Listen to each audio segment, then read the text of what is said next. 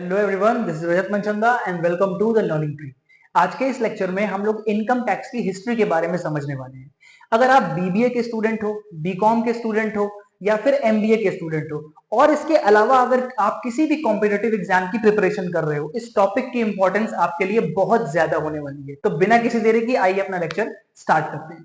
सबसे पहले ancient text Manusmriti and अर्थशास्त्र। हिंदू धर्म में एक किताब है जिसका नाम है मनुस्मृति, और एक किताब आप सबने सुनी होगी अर्थशास्त्र, जो कि चाणक्य कौटिल्य ने लिखी थी।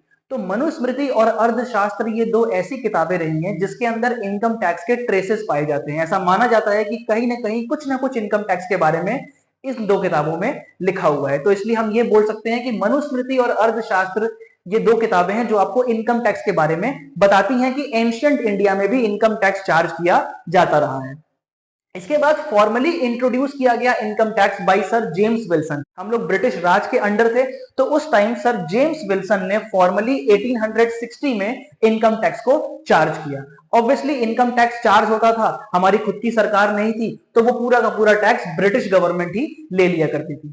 और 1860 के अराउंड 100 ईयर्स के बाद, 100 साल के बाद, हमने अपना खुद का इनकम टैक्स एक्ट बनाया जिसका नाम रखा income tax act 1961। Income tax act 1961 के तहत 1 अप्रैल 1962 को हमने इनकम टैक्स एक्ट को एनफोर्स कर दिया, और आज तक हम यही एक्ट फॉलो करते आए हैं इनकम टैक्स चार्ज करने के लिए। सारे रूल्स, प्रोविजंस, प्रोसीजर सब कुछ इनकम टैक्स के बारे में इस एक्ट के अंदर मेंशन है। इसके बाद इस एक्ट की एप्लीकेबिलिटी होल ऑफ इंडिया में, यानी कि पूरे इंडिया में इनकम टैक्स एक्ट लागू है। चाहे आप किसी भी स्टेट के हो, हर जगह पे इसकी एप्लीकेबिलिटी सेम रहेगी। इनकम टैक्स एक्ट के अंदर टोटल 298 सेक्शंस हैं। जैसे हमारा संविधान है, कॉन्स्टिट्यूशन के अंदर बहुत सारे सेक्शंस, शेड्यूल्स, आर्टिकल्स हैं, वैसे ही इनकम टैक्स के अंदर टोटल 298 सेक्शंस हैं। कॉन्स्टिट्यूशन के दो ऐसे स्पेसिफिक आर्टिकल्स हैं जो इनकम टैक्स चार्ज करने के बारे में बात करते हैं। पहला है आर्टिकल 265 और दूसरा है आर्टिकल 246। आर्टिकल 265 ये बोलता है कि no tax of any nature can be collected और charge except by the authority of law. किसी भी तरह का टैक्स अगर आपको चार्ज करना है, आपको यानी कि गवर्नमेंट को, अगर गवर्नमेंट को चार्ज करना है या फिर कलेक्ट करना है, तो लॉ की परमिशन होना बहुत जरूरी है। तो ये कौन बोलता है? ये बोलता है आर्टिकल 265। इसी चीज को सपोर्ट करने के लिए एक और आर्टिकल है, वो है आर्टिकल 246। आर्टिकल 246 ये बोलता है कि आपको पार्लियामेंट का अप्रूवल चाहिए होगा अगर आपको कोई लॉ बनाना है या फिर वो लॉ से अगर आपको टैक्स को चार्ज या कलेक्ट करना है। तो पार्लियामेंट का अप्रूवल किस तरीके से मिलेगा? सबसे पहले हम किसी भी प्रपोजल को लेके पार्लियामेंट में जाते हैं, वो प्रपोजल पहले बिल होता है, उस प्रपोजल के ऊपर बहुत सारा आर्ग्यूमेंट होता है, बहुत सारी बहस होती है, फिर वो प्रपोजल मेजोरिटी के साथ पास किया जाता है। तो बिल जब पास होता है तो वो बन जाता है एक्ट। ऐसे ही हमारा इनकम टैक्स बिल पहले रहा होगा, फिर वो बिल पास होने के बाद इनकम टैक्स एक्ट 1961 बन गया। तो ये पूरा जो प्रोसीजर है कि पार्लियामेंट में अप्रूवल लेना है, ये कौन बोलता है? ये बोलता है आर्टिकल 246। तो आर्टिकल 265 और 246 both the articles are important here.